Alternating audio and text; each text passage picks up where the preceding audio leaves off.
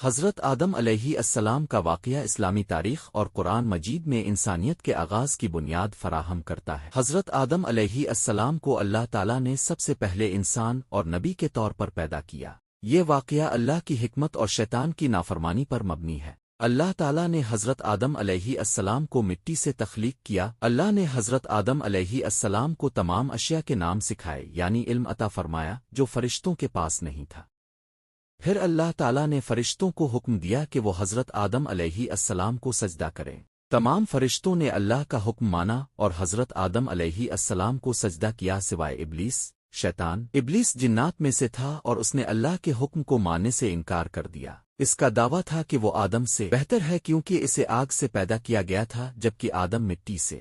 اللہ تعالیٰ نے اس کی سرکشی اور تکبر کی وجہ سے اسے جنت سے نکال دیا اور اسے ہمیشہ کے لیے ملعون قرار۔ شیطان نے اللہ سے مہلت مانگی کہ وہ قیامت تک انسانوں کو گمراہ کرے گا اور انہیں سیدھے راستے سے بھٹکانے کی کوشش کرے گا۔ اللہ نے اسے قیامت تک کی مہلت دی، لیکن یہ بھی فرمایا کہ جو لوگ اللہ کے مخلص بندے ہوں گے انہیں شیطان نقصان نہیں پہنچا سکے گا۔ اللہ تعالیٰ نے حضرت آدم علیہ السلام کے لیے حضرت حوا کو پیدا کیا۔ حضرت حوا علیہ السلام کو حضرت آدم علیہ السلام کی بائیں پسلی سے پیدا کیا گیا اور دونوں کو جنت میں رہنے کا حکم دیا گیا۔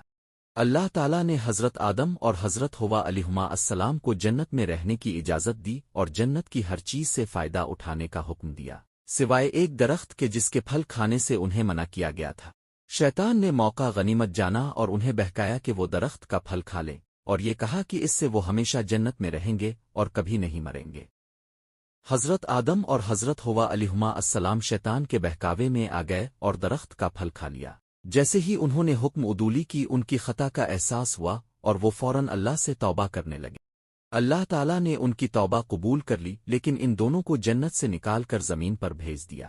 حضرت آدم علیہ السلام نے اللہ سے دعا کی، اے ہمارے رب، ہم نے اپنی جانوں پر ظلم کیا، اگر تو ہمیں معاف نہ کرے اور ہم پر رحم نہ کرے تو ہم ضرور نقصان پانے والوں میں سے ہو جائیں گے۔ حضرت آدم علیہ السلام اور حضرت حوا علیہ السلام دنیا میں بسنے لگے اور ان کی اولاد زمین پر پھیل گئی۔ حضرت آدم علیہ السلام کو اللہ نے دنیا میں رہنے کے آداب سکھائے اور انہیں ہدایت دی کہ شیطان سے بچ کر رہیں اور اللہ کی عبادت کریں۔